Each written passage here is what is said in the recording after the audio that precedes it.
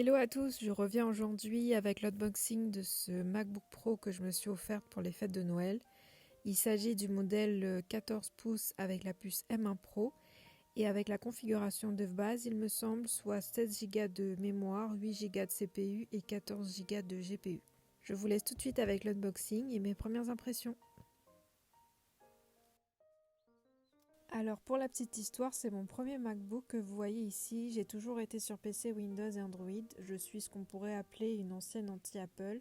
C'est à la suite de l'achat de mon premier iPad Pro en 2020 que j'ai craqué pour d'autres produits Apple. Je suis vraiment tombée fan de l'iPad. C'est vrai que c'est un investissement ces produits, mais c'est surtout pour rentabiliser mon temps de travail. Je suis architecte d'intérieur et j'ai vraiment besoin de puissance pour travailler sur mes différents projets.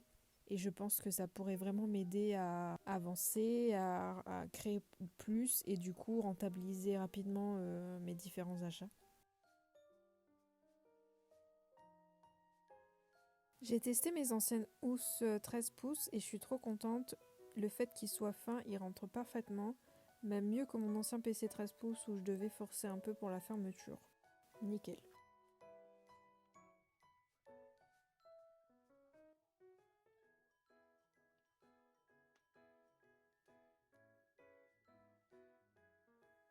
En termes d'utilisation, j'ai quand même besoin de quelques jours d'adaptation, notamment au niveau du clavier. Il y a beaucoup de différences, je trouve.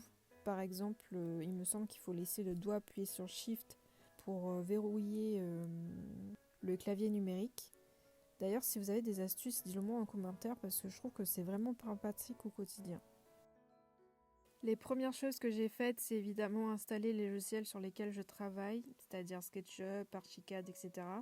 Alors comme ce ne sont pas des logiciels adaptés pour le moment à la puce M1, ils sont longs à l'ouverture, environ 20 secondes, vu qu'ils s'ouvrent sous Rosetta, mais une fois que le logiciel est lancé en termes de fluidité, je le trouve vraiment pas mal. Je l'ai testé avec des fichiers de projet assez lourds, c'est-à-dire avec beaucoup d'objets, de textures et l'option ombre activée. Et je trouve qu'il n'y a quasiment pas de latence, je suis assez surprise là-dessus. Idem pour l'extension Layout, j'ai ouvert un fichier existant, essayé de faire des modifications, du copier-coller, etc. Et je trouve qu'il est assez réactif.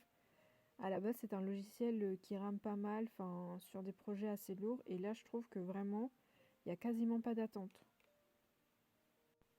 De toutes les façons, je vous referai une vidéo par la suite avec mon retour plus approfondi. Donc n'hésitez pas à vous abonner si vous voulez avoir un suivi là-dessus. Merci en tout cas d'avoir regardé et à bientôt.